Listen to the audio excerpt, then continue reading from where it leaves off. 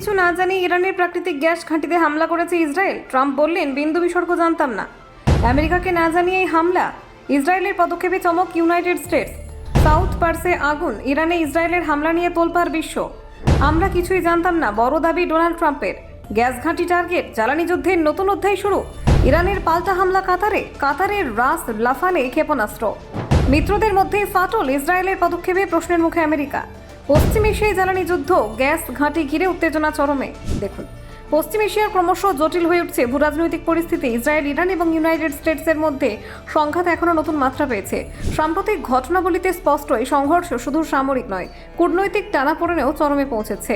এই প্রেক্ষাপটে মার্কিন প্রেসিডেন্ট ডোনাল্ড ট্রাম্প দাবি করেছেন, ইরানের সাউথ পার্স গ্যাস ক্ষেত্রে হামলার বিষয়ে আমেরিকাকে আগে থেকে কিছু জানায়নি ইসরায়েল।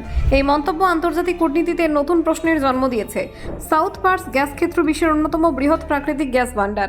পারস্য উপসাগরের কাছে অবস্থিত এই ঘাঁটি ইরানের জ্বালানি অর্থনীতির মেরুদণ্ড হিসেবে বিবেচিত। সেখানে হামলা হওয়ায় পরিস্থিতি আরও উত্তপ্ত হয়ে ওঠে। ইরান প্রথমে অভিযোগ তোলে যে এই হামলা যৌথভাবে চালিয়েছে আমেরিকা ও ইসরায়েল, কিন্তু ট্রাম্পের বক্তব্য সেই দাবি নস্যাৎ করে দিয়েছে। তিনি স্পষ্ট জানিয়েছেন, এই হামলার বিষয়ে ওয়াশিংটনের কোনো পূর্ব ধারণা ছিল না। এই ঘটনার পরই ইরান পাল্টা পদক্ষেপ নেয়। কাতারের রাস লাফান গ্যাস ঘাঁটিতে ক্ষেপণাস্ত্র হামলা চালায় তেহরান।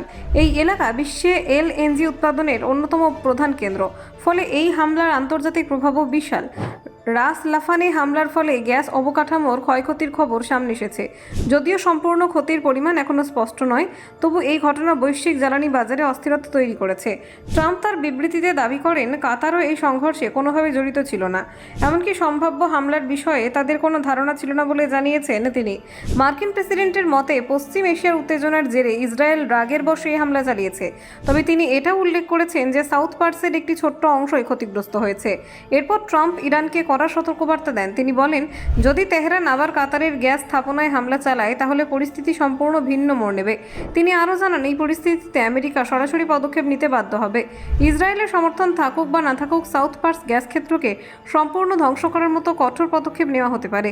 তবে ট্রাম্প স্পষ্ট করে দিয়েছেন যে তিনি এমন পরিস্থিতি চান না, কারণ এতে শুধু ইরান নয়, গোটা অঞ্চলের অর্থনীতি ও স্থিতিশীলতার উপর গভীর প্রভাব পড়তে পারে।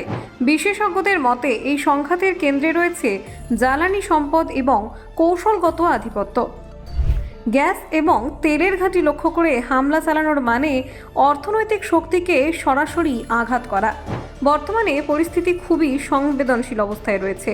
কূটনৈতিক আলোচনা, সামরিক প্রস্তুতি এবং আন্তর্জাতিক চাপ সব মিলিয়ে পশ্চিম এশিয়ার ভবিষ্যৎ এখন কোন দিকে যাবে তা নির্ভর করছে পরবর্তী কয়েকটি গুরুত্বপূর্ণ সিদ্ধান্তের ওপর। ব্যুরো রিপোর্ট, অজানার দেশে।